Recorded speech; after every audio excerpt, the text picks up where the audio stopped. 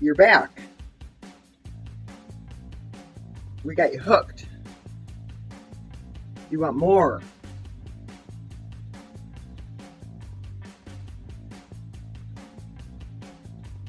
Perhaps a couple more chapters. Potato famine is, wreaked its havoc. Let's find out what happens now. And if you haven't checked it out, our author, Alex Andersen, she's got a blog and a really awesome video where she talks about, herself and her journaling and all that other stuff. So check it out, because she's a real person and she diamond paints. And we love her.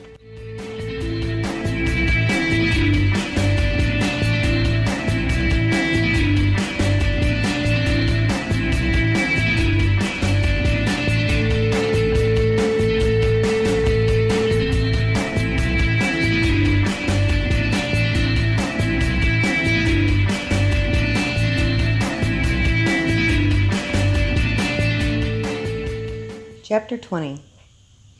He wasn't the slightest bit tired, but he couldn't wait to go to sleep. He wasn't going to push the issue by having a couple of shots of whiskey either. He ate his dinner while working on his book, and then took out his filofax and began to take notes, so that if he was in the kind of pain he was in yesterday, his brother would know what to do when he got there. His brother had always wanted to get into Tyler's filofax, thinking that it held the secrets to the universe. Every few pages he would draw a cartoon featuring Ben, the FBI man, and his partner, a tiny and way too fluffy yip-yip dog named Princess. Eventually Ben would get a hold of it, and he would know that Tyler expected him to go through it. He finished up his dinner and the latest drawing of Ben and Princess stopping a criminal in the most hilarious of ways, and got up to grab a Coke and headed towards the bedroom. He straightened out his bed and checked his messages. He made sure that his pills were on the nightstand with some water before tossing a few more logs onto the fireplace and crawling into bed. Tyler started to watch a movie on his laptop and drifted off to sleep. He found himself standing in the kitchen of his apartment in San Francisco. "So, this is where you lived?" Bridget asked. Tyler shook his head in confusion and nodded. "I was wondering where you lived before you came to the cottage. I guess your dreams took us there. You're definitely full of surprises, so let me show you around." Tyler gave her a tour of his apartment and marveled at her reaction to everything. He showed her the street he lived on, and she gasped at the Victorian houses. Tyler explained that they started out as private houses and then were eventually turned into apartments. Bridget didn't know what an apartment was, so Tyler had to explain everything to her. She marveled at the cars, the stores, and the trolleys. Tyler felt like he was showing her a whole new planet. Bridget was excited and danced from place to place while Tyler just beamed at her. He showed her his favorite places, the coffee shop where he liked to write, and the house that inspired his first novel, a huge Victorian mansion painted completely black. Even the doors, porches, and trim. Every part of this house was painted a matte black. He showed her the bookstore where he had his first book signing. Tyler couldn't keep his eyes off of her. She was so beautiful, the way the sun bounced off her red hair and her eyes sparkled with delight as she took in the city that he loved. They walked back to Tyler's apartment through the park, and he showed her the painted ladies and told her how that row of Victorian houses was famous and used in a lot of TV shows. He also explained what TV shows were. Bridget was enthralled with everything. "Thank you for finding out what became of Jasper and the children," Bridget said softly as they headed up the stairs to his place. "I wish I could have found out more. It's very hard to find records of individual people from back then," Tyler said. Bridget stopped on the top step and looked down at him. "You found out what I needed to know. While I wasn't happy at first that it took him so little time to remarry, I understand that my children needed a mother. I only hope that she loved them as much as I do." Bridget, they were beautiful children. I can't imagine anyone not loving them with all their heart. Thank you. That was a wonderful thing to say. Tyler and Bridget walked into his apartment and found that they were back in the cottage. What did you think of San Francisco? Tyler asked her. Oh, it was just wonderful. I never imagined that anything like it was possible. And that bridge, it was glorious. Tyler smiled at her and looked down to realize that they were holding hands. He could touch her now. Tyler reached up and brushed his knuckles down the side of her cheek. Her skin was soft and warm. How is it that I can touch you? I don't know. I think maybe because I wanted you to. How is any of this possible? Well, I can show you my life and your dreams, and you can show me yours, so I can show you everything I have seen or experienced when I was alive. That's all I've figured out about this whole thing. I can't even explain it. That's okay. We'll figure it out as we go along. But, Bridget, how do you think it's possible that we can touch each other? I don't know. Maybe we have built a connection of sorts. Maybe. So now that we are home, I like the sound of that home, Bridget whispered. She sat in the rocking chair in front of the fireplace, and Tyler brought a blanket over and draped it over her shoulders. He sat on the hearth in front of the fireplace, facing Bridget. He noticed the way the firelight bounced off her red hair and made the green of her eyes deeper. He could no longer see through her. She was more real now, sitting in his chair, her feet on the hearth, a stack of his books on her lap as she flipped through the pages and pointed to the pictures from the 1800s. She showed him one photo of Ardmore and told him of the people in the picture, how she knew them personally. The lady in the back of the picture, according to Bridget, was a major gossip. Aye, what she didn't know, she filled in. She caused a lot of problems for a lot of people, but I think perhaps she was lonely. I don't know why she felt the need to drive people away when what she needed most was to have people around, Bridget said. People are still like that. But these days there are different ways in which people communicate. Tyler went on to explain the internet, chat rooms, and online groups. And with them, you have people who are obviously lonely, but they come into these groups and threads and spread hate and start arguments. So people are still the same, Bridget mused. Tyler shook his head. Unfortunately, yes, a lot of horrible but an equal amount of amazing things have happened in the world. The world has changed, but people haven't. You have your people who would give their last scrap of food to someone in need, and you have those who will stock up on food more than they could ever use or need just to make sure that no one else had it. People are still the same. Bridget shivered, and Tyler got up and popped another log onto the fire. He got another blanket and put it over Bridget's legs. It's so strange to feel cold. I haven't felt cold in I don't remember how long.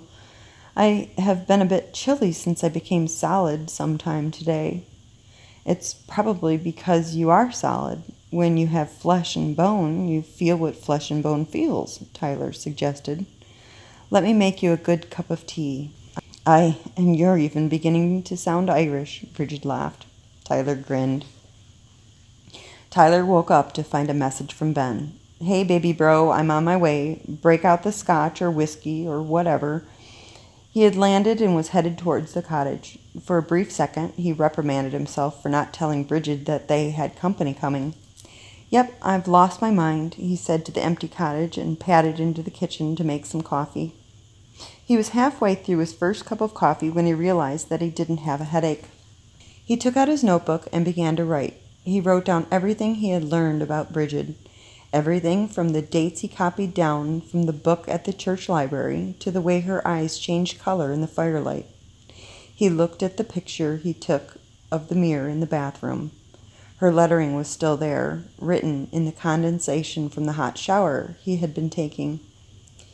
He wasn't going mad. He was sure of it. Even Ben had seen the writing on the mirror. He rolled his shoulders and convinced himself that his relationship with a ghost named Bridget was perfectly normal. He chuckled and pulled his laptop towards him, opened up the document that held his current book, and went on with his writing. He wrote for a good hour and a half before he stopped to get something to eat. He decided to go out, head into town, but then changed his mind and walked over to the fridge and pulled out some bacon, a plump tomato, and the half head of lettuce. He made a sandwich, which was more bacon than anything else, and sat down to eat while he continued to work. After 2 more hours of working, he decided that he had done quite a lot and he deserved a break. So he grabbed a beer and sat out on the porch and enjoyed the unusually warm breeze coming off the ocean. He could smell the salt and flowers in the air. Tyler leaned back and closed his eyes and drifted off to sleep. "Aye, there you are," Bridget said, sitting down on the porch beside him. "I haven't gone anywhere." "I know. I was just sitting around watching you work." Tyler grinned. "So you got to watch me pick my nose?" "You didn't do that," Bridget laughed. Tyler looked at her, her laugh ringing out, magical and sweet. "It's silly, Bridget, but I can't keep my eyes off of you. You're like a breath of fresh air." "That's really a sweet thing to say, thank you," Bridget said, blushing. Bridget stood up and reached out her hand to Tyler. "Come, you shouldn't be sleeping outside on the porch." Tyler woke up with a start, realizing that he'd dozed off, and went inside the cottage. He checked his phone to see how much longer it would take for Ben to get there. He had a bit over an hour, so he decided that it would be good time to take an actual nap. Tyler crawled into his bed, still dressed in his sweats, and dozed right off. "Ben will be here soon," he said to Bridget as soon as she sat on the edge of his bed. "Ben is your brother?" "Yes, my older brother, my only sibling. He's an FBI agent, and he's also my best friend, even though he picks on me constantly." "What is an FBI agent?" "In America, we have what is called the Federal Bureau of Investigation, and they solve major crimes. My brother works in trafficking. That's when people sell stuff they shouldn't be selling, and my brother's team works to stop them," Tyler explained. "So he's like a Bobby?" Bridget asked. "Yes. And you're a writer." "That's quite different," Bridget said. "So what do you write about besides ghosts?" "Mostly ghosts. I like to take historical events and turn them into ghost stories. It's kind of my thing. The scarier the better." "Aye." "What did you and Jasper do for work?" Tyler asked. "I was a mother and a wife. Sometimes I would do some sewing and washing when we needed the extra coins. Jasper was a carpenter. He helped build houses and such, but he also worked over at the shipyard. He was in charge of making sure that the fish that was sold in the markets was fresh and had not been sitting on boats for days. After the troubles started, his appointment was taken over by the British, so he began to build furniture and work in the peat fields. He wasn't happy doing it, but after the English came and took all the paying jobs, we were forced to farm the land for them."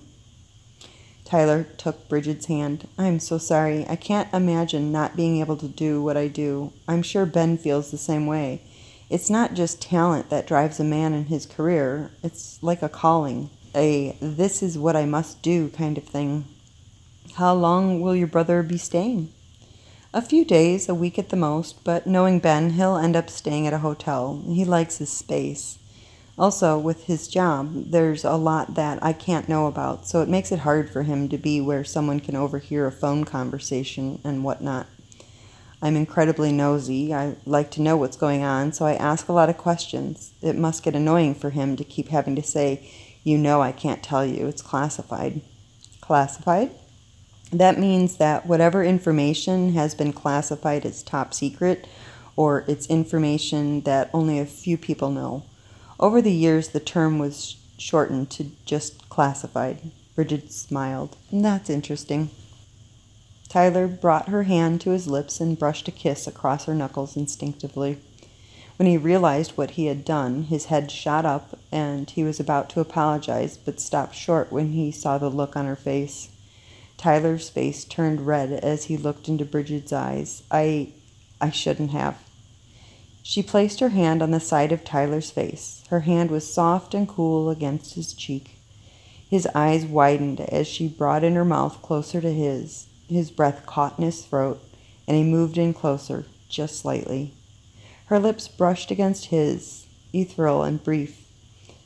Her lashes fluttered closed as she leaned in and kissed him softly. His hands went into her hair, and he pulled her in, his lips on hers, deepening the kiss until their tongues were tasting, dancing, exploring. She pulled away slowly. "Ben's here," Bridget sighed. Tyler said, pulling her into his arms. "No, Tyler, Ben's here. You have to wake up," Bridget insisted. "I don't want to," Tyler pouted. Bridget smiled and gave his arm a big pinch. Tyler shot out of bed with a curse on his lips. "What the fuck, Bridget?" he cursed to the empty room. Tyler looked at his arm to see a large red spot. She really had pinched him. He shook his arms out and walked to the front of the house and opened the door to look out. He looked right towards the town and Quinn's house and saw nothing. He looked to the left towards Declan's monastery, and he saw a small blue car coming up the road. He couldn't see the driver, but he was sure that it was Ben. Chapter 21. Tyler ducked into the cottage and grabbed his phone. He had a few text messages from Ben. He was still scrolling through them when the car pulled up and Ben jumped out. "Hey, bro," Ben said as he popped open the trunk to grab his luggage. "Hey, glad you made it," Tyler said, coming down the front steps to meet Ben at the back of the car. "Mom sent you some stuff," Ben said, grabbing the last bag out of the car. "Her mac and cheese?" "Yeah, 'cause that travels so well." "Of course not, idiot-proof," Ben teased. "Bummer," Tyler pouted. "Oh, poor baby. At any rate, how are you feeling?" Ben asked. "Okay, not bad," Tyler answered. "Now that you've given me the politically correct answer, how about the truth?" Tyler sighed. His brother knew him so well. He told Ben about the headaches, the incident with the Connors down the street. He told him about the pain, nausea, and the not feeling like himself. Tyler went into detail of the weird thoughts he'd had, but he didn't tell Ben about what happened in the shower. He just told him that he picked up the razor to shave and how the curtain flew open, and reminded him that he had sent him a picture of the mirror. "I think she thought I was going to slit my own wrists." Ben interrupted him. "Are you sure you didn't write it yourself?" "There's no way I would have done that," Tyler retorted, getting slightly annoyed that Ben would even consider that he would try to fool anyone in such a way. "Knowingly?" "Ty, don't get pissed. I'm just asking questions. Is it possible that during one of those times where you didn't think you were thinking clearly, you wrote it yourself?" "No." "Okay, I believe you." Tyler continued telling Ben everything that had happened. He ended with his dreams about Bridget, how he researched her and found out that she was an actual person. He told Ben about how he found out what happened to Jasper and the kids. He told him everything, even about bringing flowers to baby Patrick's grave. "Wow," was all Ben could say. "I know, it's a lot," Tyler agreed. "Yeah, I need to process this. So, you actually kissed a ghost?" Ben asked disbelievingly. "I did." "Weird." "Definitely," Tyler agreed. "You hungry?" "Starving. What do you have to eat in this place?" "Let's go out," Tyler suggested. Tyler and Ben went into town to the cafe that Tyler had been frequenting and had a hearty lunch. They then stopped by the florist and toy store and bought a blue stuffed bear and some flowers for little Patrick's grave. Ben went off to the side to make a phone call while Tyler went up to tend to the baby's grave. He didn't think that Ben was on a work call, suspecting that Ben was calling their mom. Tyler knew he looked pale and tired, and he was pretty much waiting for Ben to call and tell their mom on him. They drove back to the cottage, and Ben mentioned that he wanted to kick back and give Ty the stuff that their mother had sent for him. Tyler opened the packages and was delighted to find a bag of his favorite coffee, some pajamas, some socks, and a couple of books. He made a mental note to call his mother later and thank her. Ben brewed a pot of coffee while Tyler cleared things off the kitchen table to give them room to sit. He had clicked off his computer and put it aside. Ben brought him a cup of coffee and sat down at the table opposite him. "You look exhausted," Ben noted. "I am a bit tired, but I'm sure the coffee will perk me up." "Perk me up, get it?" "Ah, geez. We can fly you across the ocean and you're still lame." "Very true," Tyler chuckled. "So, where are you in the book? Mom has been bugging me to find out. She practically has the surgery team on standby." "Well, I'm at the climax. The ghosts are in all-out war with the builders. It looks like they're going to win, but the builders have a team of witches, priests, and occultists on their way to banish the ghosts forever. Sounds good, Ben said, taking a sip of his coffee. So how much more do you have to write? What I have left to write is, of course, the battle, then the conclusion where the ghosts are defeated and the builders build the community, and then the epilogue where everyone lives happily ever after. That way, the series is wrapped up and I can either continue writing, start a new series, or retire. It's as simple as that. Okay, so how many more days do you need to get this written? I'm thinking a week. I keep getting interrupted by headaches and shit, but I'm hoping to have it done by the end of the week. Okay, good. Honestly, I'm itching to go home almost as much as Mom wants me home. We all want you home, Ty. I know. Back to the book. Pull out that laptop and let's get it done. Ben, you're going to help me finish the book? You never want to help me work on my books. I want this one done so I can make sure that I have my brother standing beside me at my wedding. Even if the bride takes off? Tyler asked with a mischievous grin. Oh, speaking of the runaway bride, I saw her at the airport when I was catching my flight here. And? She said that she misses you, but felt that she did the right thing, that she couldn't risk losing you. She also said that she's changing her career platform. Misses me, my ass, Tyler grimaced. She's going into psychology? At least that was the plan when she left me at the altar. I'm sorry, I guess I have a bit of anger left over. It's understandable. I do, too, and it took all I had to not rip her a new one. So, yeah, she's going into patient support, helping people who have illnesses work through the process of treatment and getting the best they can out of their lives, especially people with brain injuries, tumors, and cancer. Tyler folded his arms across his chest and leaned back into his chair, his blue eyes flashing white-hot heat. Well, now, isn't she the picture of fucking sainthood? Tyler sighed. Okay. I guess good for her then. Tyler got up and took the bottle of whiskey his brother had sent him and put it on the table with a loud thunk. He turned and grabbed 2 shot glasses out of the cabinet and plunked them down too. Without a word, Ben unscrewed the top of the bottle and poured each of them a shot, then stood up and took the whiskey back into the kitchen. This was his way of saying, "You're not getting shit-faced, little brother." Before Ben could make a toast, Tyler had downed his shot and flipped open his laptop.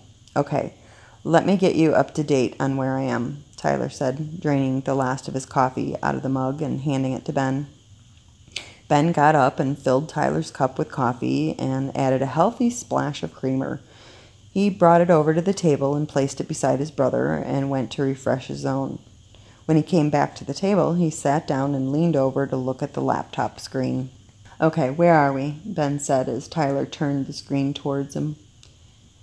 Ben read a few pages and then scratched his head. These are some nasty ghosts you have here. They're warriors, so they're supposed to be vicious, demonic ghosts. Ghosts are the bad guys. Tyler and Ben both jumped nearly out of their skins when the laptop lid came slamming down, closing with a loud click. What the fuck? Ben shouted as he leaped away from the table, grabbing for the service revolver that wasn't there. Tyler, who was just as shocked as Ben was, realized what had happened and started to laugh. Did you do that? Ben accused Tyler. No, but I think I know who did, Tyler said, holding his stomach as he laughed. Don't you dare tell me that it was your ghost girl, Ben snapped back.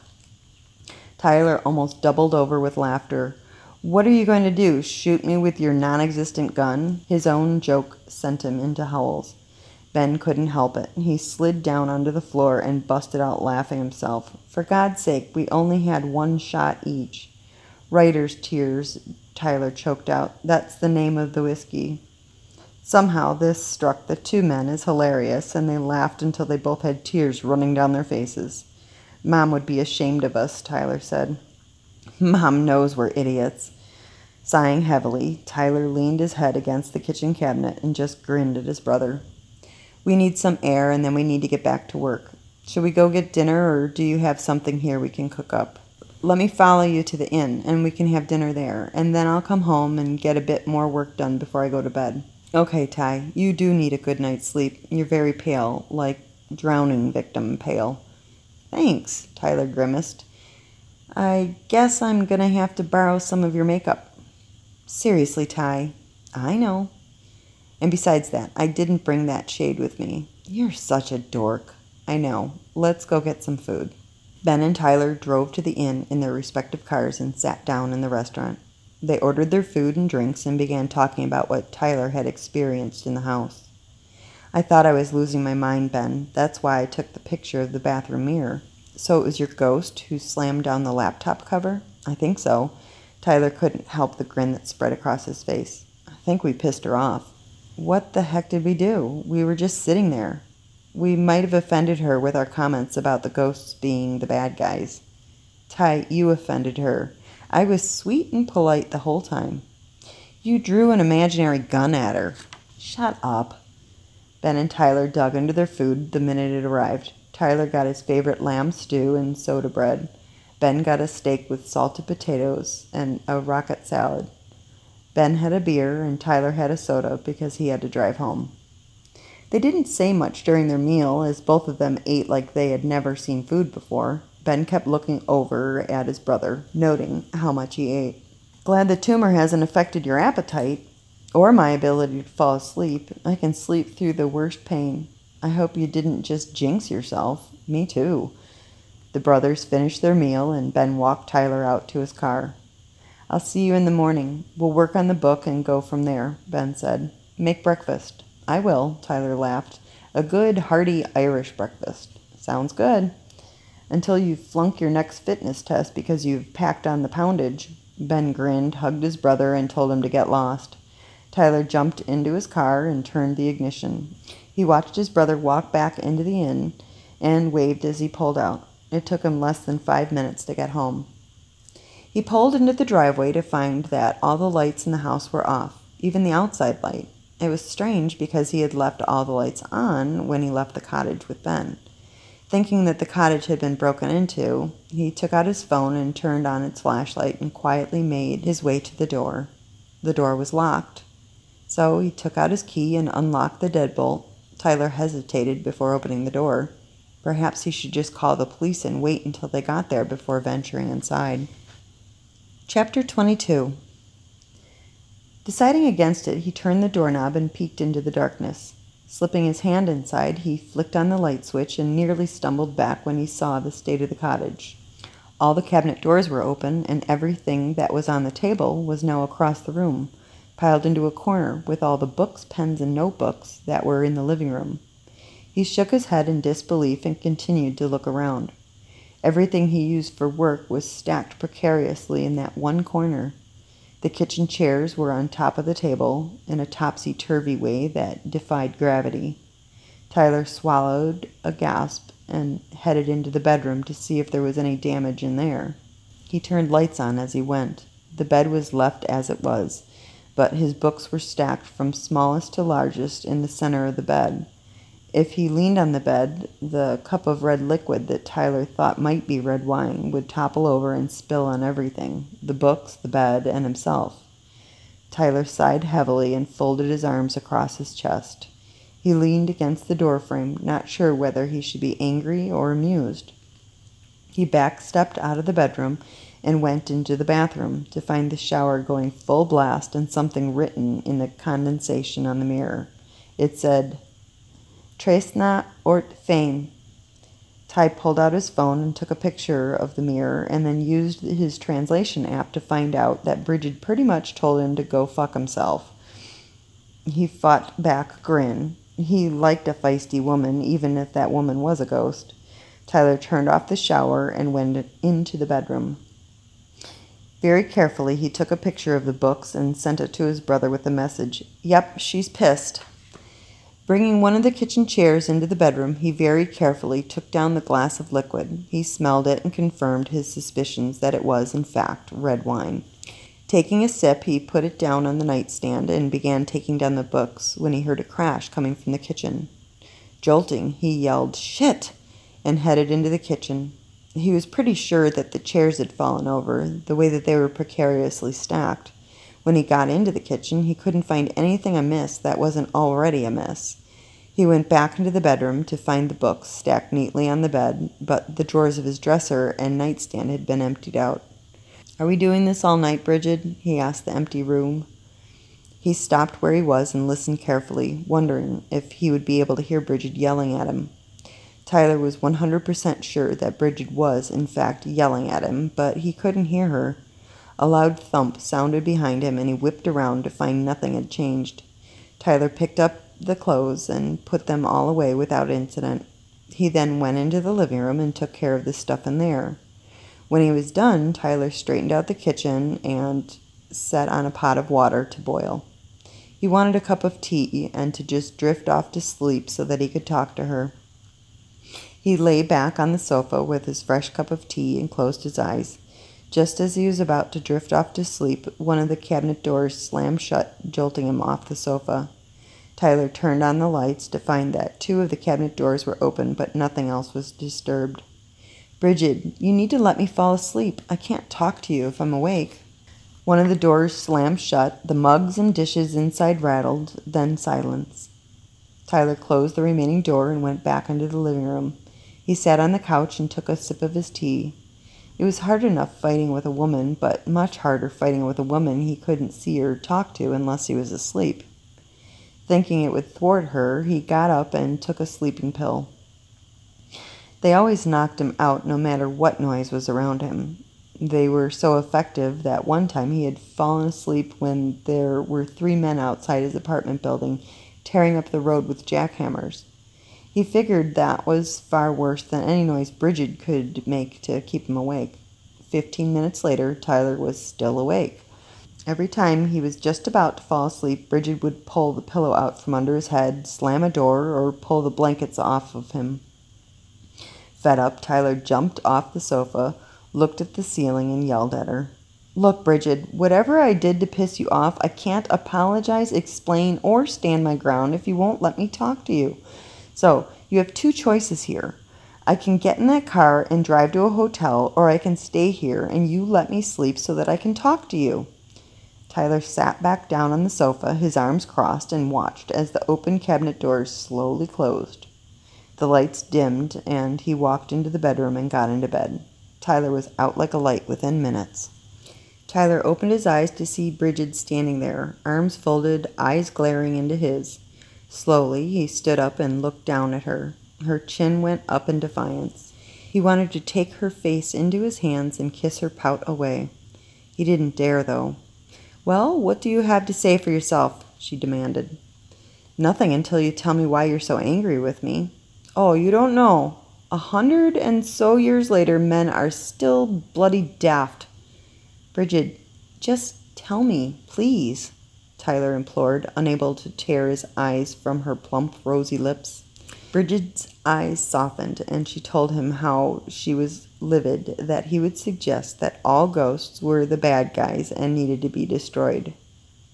"Do you want to destroy me, Tyler?" she asked, her anger fueled by the idea that he would think that she was something so heinous that she needed destroying. Tyler suppressed a grin. Oh, he wanted to destroy her, but not in the manner in which she was suggesting. Of course not. Why not? "Because even in death, you bring me to life." "What?" "You're the reason I can't wait for the day to end. You're the reason I can't wait to go to sleep at night. It's your laugh, your smile, and your touch that I long to hear, see, and feel every day." "Writers," she said softly. "Always spinning words to make a woman swoon." Tyler took a step closer and put his hands lightly on her waist and bent his head until their foreheads touched. "Are you swooning now, Bridget?" "No." Her breath caressed his lips as she spoke. "Yes." "Me too," Tyler confessed right before taking her lips with his. She leaned into his kiss, reciprocating. Tentatively, she deepened the kiss until their tongues were searching, reaching, and their hearts began to beat faster. Tyler pulled away for the briefest of seconds and looked into her eyes. "Are you okay with this?" he asked. Bridget looked at him as if he had lost his mind. "Yes, now stop talking." Taking that as his cue to continue, he plunged his hands into her flowing red hair and brought her lips to his. He took her mouth like it was his own personal salvation, and he was in serious need of being saved. She gave as she took, his mouth making her head spin. She gasped when he pulled her closer, his hands running the length of her back, sending tingles straight to the pit of her stomach. Letting out a soft moan, she clung to him. Tyler reluctantly pulled his lips from hers and began leaving a trail of feathery light kisses along her jawline to just behind her ear. When she moaned and gripped his shoulders, he felt that need spread throughout his body. The pulls that created a desire to possess, to tease, and to please until she was screaming his name. Tyler stopped long enough to pull off his shirt. He held himself back as her soft, gentle hands explored the muscles of his arms, his chest, and stomach. He stood rigidly, watching her fingers becoming more urgent, sliding down to the waistband of his trousers. If he let himself go, he would take her right there, standing against the dresser. He held himself back. Bridget stepped back and undid the ties on her white nightgown, letting it slide over her shoulders, breasts, and hips, landing in a pile at her feet. Tyler sucked a breath in between his teeth. He looked at her in amazement. "You are the most beautiful thing I have ever seen," Tyler whispered while holding out his arms to her. He took her in, her pale skin and soft curves, the slight blush on her cheeks and chest. Her eyes clouded over and grew darker than he had ever seen them. Taking her hand, he laid her gently on the bed. Every part of him was screaming, "Take, devour," but he forced himself to softly kiss her forehead, over her eyelids, and down her nose until he was on her lips. He ravaged her mouth until she moaned, brushed his lips down her chin and along her neck. She grabbed his hair, and it urged him on. His mouth ran over her shoulders, down to her breasts. He took one with his hand and the other with his mouth. She moaned and squirmed beneath him. His name escaped her lips, and it was nearly his undoing. His mouth moved down her stomach, over her belly button, and down to the depths of her core. She gasped and tensed, her legs clamping shut. What are you doing? Trust me?" "Yes." "Then let me love you." Bridget went soft and languid as he explored her, marveling at the soft, womanly scent of her mixed with the flowers he had grown to love. Again he dipped his tongue in to taste her at her very core, and this time she didn't resist. Tyler had to take a firm hold of her hips, her sighs and moans becoming a movement. "Oh," Tyler chuckled. "Oh, God, oh," she cried out. It wasn't the name he was hoping for, but he would take it. Bridget grabbed a fistful of his hair with one hand and the sheets with the other as her release washed over her, over him. Tyler gave her time to recover before he slid up her body and sheathed himself inside of her. She was so soft, warm, and slippery. She was small, impossibly small, and he took his time entering her, as the last thing he wanted to do was hurt or scare her. Her body stretched and molded around him, nearly pushing him over the edge. He moved slowly at first, holding on to a rhythm of a ballad, letting her catch up, to fall into pace with him. He looked at her face. Her eyes were closed, her mouth twisted in the contortion of pleasure. He knew she was close. He moved with her until she fell, and went over the cliff right along with her. Tyler rolled over and pulled her into his arms. Her hair splayed across her chest as she nestled in. She looked at him, but didn't say a word. She just grinned. "You look like the cat who licked the cream." "I may be just that." "Tyler, can I ask you a question?" "Sure, you can ask me anything. Don't be shy or embarrassed. Is it about what we just did?" No, not at all. That was just..." He watched her cheeks turn red. "Amazing." "Okay, what is it then?" "What the hell is that thing in your nose? What is it? Is it like a bull ring? Are you some sort of slave?" Tyler busted out laughing. "Neither, my sweet Irish blossom. It's a nose ring. It's like jewelry. Do you hate it? I could take it out. No, leave it. It's you. It needs to stay. I can do things with it, he grinned lasciviously at her, tucking a blanket around her and bringing her closer and deeper into his arms. What sort of things? Oh, the most risque of things, he grinned down at her. Oh my God, Tyler, she squealed, burying her scarlet face into his shoulder. Tyler chuckled into her hair and took a deep breath. He could smell the lavender and honeysuckle of her. He briefly wondered if she had always smelled like a bouquet. He bundled her even closer to him, afraid that she would get cold. How are you feeling? He asked her after she yawned. Like heaven, she mumbled. Good. Take a nap, and when you wake up, there's something I want to talk to you about. Bridget lifted her head and looked at him. Is something wrong? No, everything is just perfect. It can wait, so right now I just want to bask in the glow of a job well done. Bridget laughed. Proud of yourself, are ya? Damn straight, Tyler said, and tilted her chin up so that he could give her a kiss. Now, let's get some sleep. I want to hold you. Just hold you. Sighed Bridget as she drifted off, enveloped in Tyler's arms. Tyler held onto her, stroking her back while she slept. He was wide awake, yet still in a dream, and the feel of her warm body pressed up against his felt like the most natural thing in the world. He bent his head to kiss the top of hers and felt her stir. Tyler gently brushed her hair from her face and watched as her eyes fluttered open. Hey, he said softly. Tyler, she whispered back. Did I wake you? Aye, but that's okay, she said into his chest. What did you want to talk to me about? Your death. Bridget propped her head up on her hand and looked at him speculatively. Why? I committed the sin of suicide. There's nothing else to say. Tilting her chin up so that he could look into her blue-green eyes, his expression intense, he said, No, you didn't. I did, she said sadly, and I have accepted that. Did you mean to die? Tyler asked. No, but I did starve myself. Yes, but Bridget, your intention wasn't to end your life. No, it wasn't, she sighed. But that's what happened. Bridget, look at me, he said when her head turned away from him. He watched her struggle, some inner turmoil battling it out behind her eyes, and he saw the pain when finally her eyes met his. He stroked her cheek with his thumb as he spoke.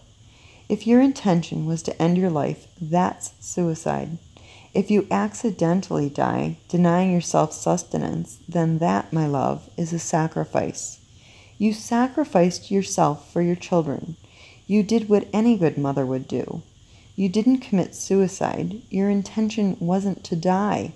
It was to make sure your children lived. The intention is everything in this case. I don't know, Tyler. Just think about it, okay? Scripture is pretty clear on this. Just think about it, he repeated, and bent down to kiss her forehead. Please? I will think about it, she said earnestly. Good, he said, and drew her once again into his arms, into a smoldering kiss that left them both breathless and wanting. You can't stop there. You cannot stop there. I want to know what happens next. Seriously, don't stop there. We're so close to the end. It is available on Amazon if you can't wait. And again, thank you, Lori, for sending us the book. Can't wait for the diamond painting series coming out. The link to her blog is in the description. We love her. I might have said that, but we do.